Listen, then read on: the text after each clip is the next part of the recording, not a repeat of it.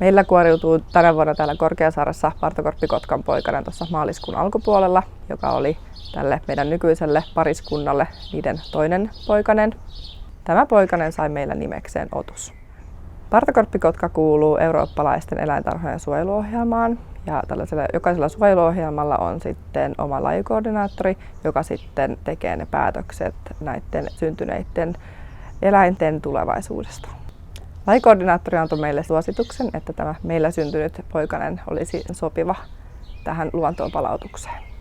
Geneettisesti tämä oli sellainen yksilö, että se sopisi tuonne Korsikalle vapautettavaksi. Sitten myös se syntymäaika teki myös sitten sen, että se olisi sopiva aika sitten vapauttaa kesällä luontoon. Ennen lähtöä otettiin sitten täältä partokorppikotkan poikaselta sulkanäyte, verinäyte ja sitten vielä mikrosirutettiin. Otus kuljetettiin lentokoneella ensiksi Barcelonaan, josta se sitten meni autokyydillä tällaiseen lisääntymiskeskukseen, jossa sille laitettiin renkaat jalkoihin, tunnistusrenkaat, ja sitten sille vielä värjättiin tai oikeastaan valkastiin siipisulkia tietyistä kohdista, että se sitten tulevaisuudessa voidaan tunnistaa luonnossa. Täältä lisääntymiskeskuksesta pakattiin mukaan sitten toinen partokorppikotkan poikanen, joka kuljetettiin yhdessä Otuksen kanssa eka maateitse Espanjasta Ranskaan ja sitten Ranskasta vielä 10 tunnin lauttamatkalta Korsikan saarelle.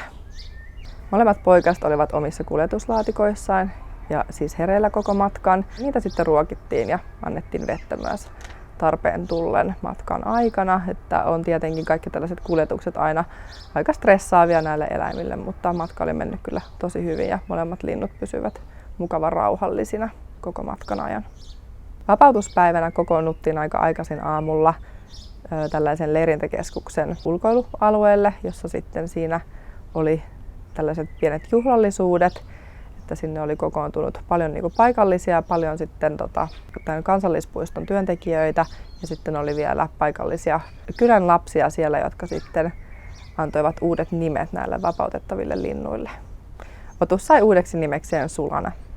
Leirintäkeskuksesta matka jatkui autolla muutaman kilometrin verran hyvinkin tällaista möykkyistä tietä pitkin korkeammalle vuoristoon, josta loppumatka mentiin ihan sitten jalan, että siinä tuli vielä sellainen kilometriä käveltyä aika haastavassa maastossa, ja siellä sitten kannettiin linnut kuljetuslaatikoissaan pesille.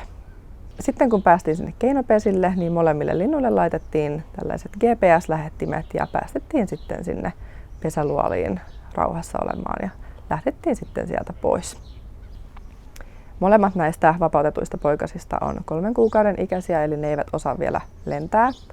Ja niitä sitten tutkaillaan sellaisen pienen mökin kautta kiikareilla sinne pesäluoliin. Ja sitten kun ne ovat tarpeeksi vanhoja, eli noin 2-3 viikkoa siitä vapautuksesta eteenpäin, niin ne alkaa olla sitten valmiita lähtemään sieltä pesistään. Näitä lintuja ruokitaan sinne pesäluoliin tällaisten putkien kautta, eli sellaiset ruokaputket, ja sitten siellä on myös sellainen pieni vesiputki, josta sitten laitetaan niille vettä. Sitten kun ne linnut ovat vähän valmiita ja lähtemään sieltä, niin ruokaa aletaan sitten laittamaan niin kuin lähiympäristöön.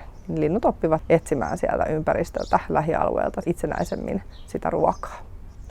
Korsikalla partokorppikotkien määrä on vähentynyt huomattavasti viimeisen 25 vuoden aikana ja luokitellaan siellä paikallisesti äärimmäisen uhanalaiseksi lajiksi.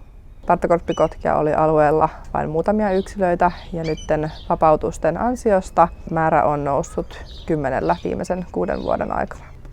Partokorppikotkat saavuttaa sukukypsyyden 7-10 vuoden iässä, joten lisääntyminen on erittäin hidasta. Myös vuonna 2013 Korkeasaaressa syntynyt partokorppikotkan poikanen on vapautettu luontoon. Se liitelee nykyisin Ranskan alpeilla ja alkaa olla pikkuhiljaa lisääntymisikäinen, joten odotamme innolla uutisia mahdollisesta pesinnästä. Tervetuloa Eläinten saarelle. Korkeasaari.